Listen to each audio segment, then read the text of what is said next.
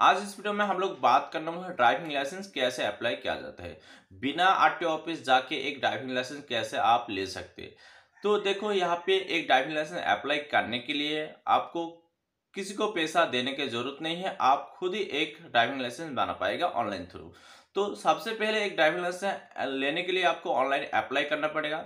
तो driving licence में दो कैटेगरी होता है, एक लर्नर लाइसेंस, एक ड्राइविंग लाइसेंस। तो सबसे पहले आपको लर्नर लाइसेंस अप्लाई करना पड़ेगा। आपका आधार के साथ फोन नंबर लिंक है तो बहुत इजी से इंस्टेंट आप लर्नर लाइसेंस निकाल सकते हैं।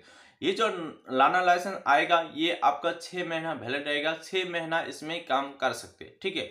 उसके बाद आता है ये लर्नर लाइसेंस का जो अप्लाई किया है आपका मिल गया है। मिलने के बाद जो 1 महीना होता है 30 दिन के बाद आप फाइनली यहाँ पे ड्राइविंग लाइसेंस अप्लाई कर सकते हैं, ठीक है। ये ड्राइविंग लाइसेंस अप्लाई करने के बाद आपका जो ड्राइविंग लाइसेंस है वो हाथ में मिलेगा, ठीक है। तो इसका जो प्रोसेस वगैरह है चलिए ऑनलाइन जाके हम लोग देख लेता हूँ प्रैक्टिकल। तो सबसे पहले आपको यहाँ पे गूगल में परिवहन सर्च कर लेना है। इसका लिंक भी हम डिस्क्रिप्शन बॉक्स में डाल देगा, डायरेक्ट ओपन करके इसी पेज में आ सकते हैं। ये लिंक हम डिस्क्रिप्शन बॉक्स में डाल देगा, ठीक है। तो सबसे पहले यहाँ पे ऑनलाइन सर्विस में आ जाना है। देखो यहाँ पे ड्राइविंग लाइसेंस ए सर्विस, इसमें आना है। आने के बाद यहाँ पे आपको स्टेट सिलेक्ट होगा, स्टेट सिलेक्ट करना पड़ेगा। आपका जो स्टेट है वो सिलेक्ट कर लेना है। उसके बाद इसको ये काट देना है। देखो यहाँ पे बहुत सारा ड्राइविंग लाइसेंस रिलेटेड सर्विस आ गया है। तो ड्राइविंग लाइसेंस अप्लाई करने के लिए सबसे पहले आपको लर्नर लाइसेंस अप्लाई करना होता है। तो फर्स्ट जो ऑप्शन है यहाँ पे लर्नर लाइसेंस, ये वाला आपको सिलेक्ट करना है। उसके बाद कंटिन्यू करना है, ठीक है। कंटिन्यू करने के बाद यहाँ पे कुछ नहीं करना है, डायरेक्ट सबमिट कर देना है। यहाँ पे कुछ भी करने की जरूरत नहीं है।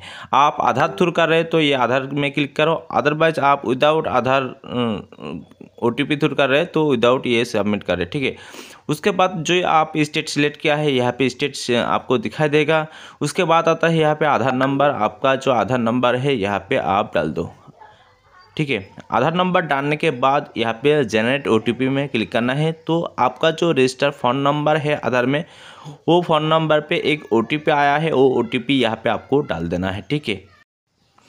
तो सबसे पहले आपको यहाँ पे OTP डालना पड़ेगा। OTP डालने के बाद यहाँ पे तीनों जगह में टिक कर लेना है, चेक मार्क कर लेना है, ठीक है। आपका OTP नहीं आया तो रिसेंड कर सकते हैं, और सही है तो यहाँ पे ऑथेंटिकेशन में क्लिक कर सकते हैं। लास्ट में देखो यहाँ पे ऑथेंटिकेशन में क्लिक करेगा, ऑथेंटिकेशन करेगा तो यहाँ पे आपका जो आधार में जो डेटा है वो ऑटोमेटिकली आ गया है यहाँ पे, और कुछ नहीं करना है, ठीक है। तो सिर्फ यहाँ पे RTO ऑफिस आपको सिलेक्ट कर लेना है। आपका जो RTO ऑफिस है वो सिलेक्ट करना है। उसके बाद आपको यहाँ पे जो ब्लड है, ब्लड क्या है वो आपको सिलेक्ट करना है, ठीक है। तो उसके बाद आता है यहाँ पे आप जो बाइक का कर रहे हैं तो यहाँ पे बाइक सिलेक्ट कर लेना है, और यहाँ पे 4 व्हीलर कर रहे हैं तो 4 व्हीलर सिलेक्ट करना है। तो देखो मोटरसाइकिल विथ गियर और विदाउट गियर यहाँ पे स्कूटी है, और व्हीकल MVC है वो व्हीकल है, ठीक है। वो सिलेक्ट करने के बाद आपको यहाँ पे डिक्लेरेशन फॉर्म पे सबमिट करना पड़ेगा। सबसे पहले इसको नो करिए, दूसरा येस करिए, बाकी सब नो करके टिक मार्क करके सबमिट कर देना है। ये डिक्लेरेशन आपका हो गया है, ठीक है। ये बैक करिए। बैक करने के बाद आपको यहाँ पे सबमिट करके एक बार देख लेना है। सबमिट करने के बाद देखो क्या क्या मांग रहे हैं। तो यहाँ पे आपका क्वालिफिकेशन जो है वो आपको डाल देना है, अदर्स कुछ नहीं करना है। ज़्यादा करेगा तो आपका प्रॉब्लम में फंस जाएगा, ठीक है। तो यहाँ पे आपका जो फ़ोन नंबर है वो डाल देना है। देखो यहाँ पे एड्रेस ज़्यादा करेगा तो एड्रेस प्रूफ लगेगा और RTO ऑफिस भी जाना पड़ेगा, ठीक है।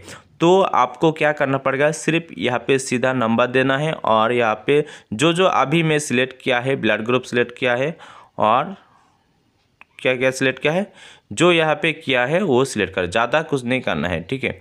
तो यहाँ पे सबमिट कर देना है, ठीक है। तो यहाँ पे एड्रेस सब डिवीज़न भी पूछा जा रहा है तो सब डिवीज़न भी आपको देना पड़ेगा। उसके बाद आपका जो विलेज है वो डाल देना है, ठीक है। और एक यहाँ पे जो एड्रेस है हम चेंज करेगा।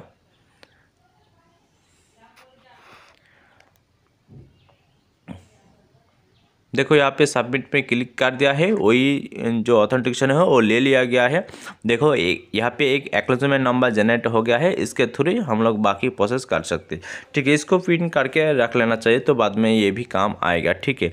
तो देखो यहाँ पे सब कुछ ये रिसीव निकल के आ गया है। तो हम लोग क्या करें, इसमें नेक्स्ट करेगा, ये पिन करके भी आप रख सकते हैं, ठीक है। उसके बाद नेक्स्ट करना है। नेक्स्ट करने के बाद देखो आधार थ्रू किया है इसलिए यहाँ पे कोई भी अपलोड नहीं मांग रहे, ठीक है। तो देखो डायरेक्ट यहाँ पे फीस पेमेंट, तो आपका एड्रेस में ज़्यादा चेंजेस करेगा तो आप लोग डॉक्यूमेंट मांगेगा और आरटीओ ऑफिस भी विजिट करना पड़ेगा, ठीक है। तो यहाँ पे डायरेक्ट फ़ीस पेमेंट करना है। एक लर्नर लाइसेंस के लिए फर्स्ट जो फ़ीस है यहाँ पे आप देख सकते हैं, ये फ़ीस पेमेंट करना पड़ेगा, ठीक है। तो कोई भी प्रोसेस फॉलो करके यहाँ पे फ़ीस पेमेंट करना पड़ेगा। देखो यहाँ पे मैं कैप्चर डाल रहा हूँ, उसके बाद आता है यहाँ पे पे नाउ में क्लिक किया। क्लिक करने के बाद आपका डिटेल्स आ गया यहाँ पे। उसके बाद नेक्स्ट करना है। नेक्स्ट करने के बाद आपका जो नेट बैंकिंग वगैरह है वो उसमें ले जाएगा।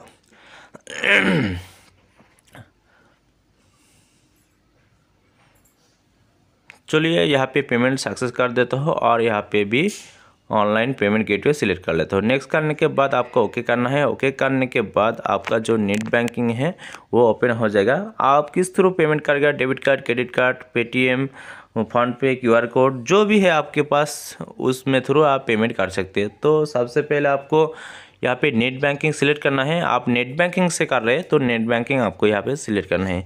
तो यहाँ पे जो माध्यम से आप पेमेंट करेगा वो आपको सिलेक्ट करना है। तो मेरा हिसाब से मैं यहाँ पे सिर्फ नेट बैंकिंग से ही पेमेंट करेगा, ठीक है। तो यहाँ पे हम लोग नेट बैंकिंग सिलेक्ट कर लेगा।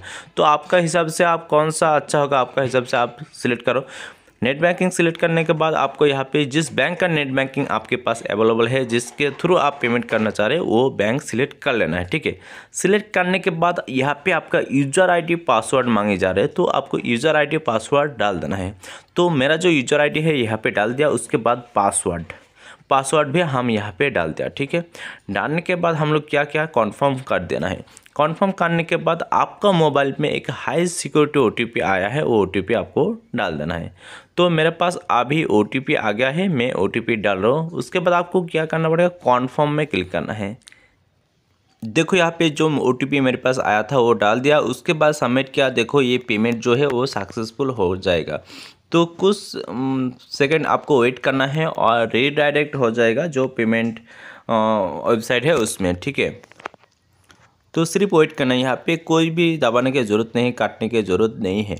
देखो ऑटोमेटिकली वो रिफ्रेश हो गया है। देखो यहाँ पे देखो ये चालान भी आ गया है। आप यहाँ से चालान भी डाउनलोड कर सकते हैं, अदरवाइज छोड़ सकते हैं। तो नीचे जो सेकेंड दिखा रहे हैं तो थोड़ा सा आपको वेट करना पड़ेगा। तो वेट करने के बाद आगे जाके वही जो पुराना परिवहन वेबसाइट है उसमें ओपन हो जाएगा, ठीक है।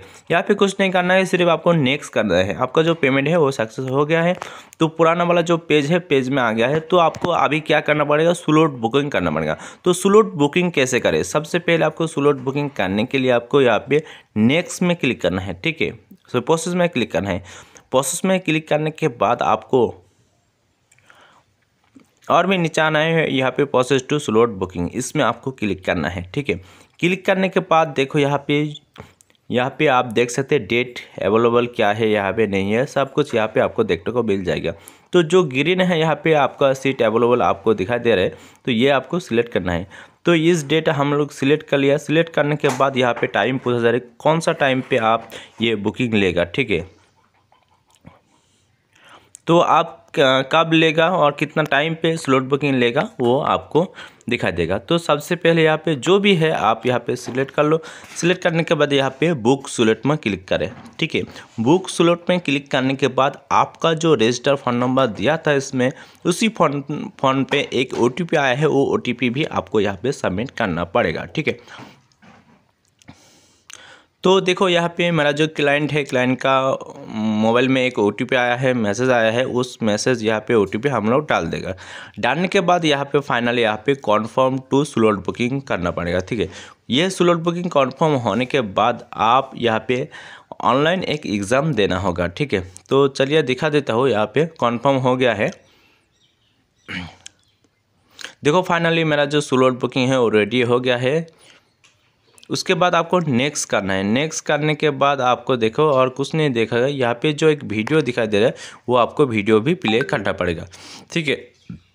तो देखो ये वीडियो देखने के बाद, ये पहले नहीं था, ये अभी रिसेंटली कुछ दिन पहले ये हुआ है। ये वीडियो आपको पहले देखना पड़ेगा, उसके बाद बाकी जो प्रोसेस है वो कर सकते हैं, ठीक है।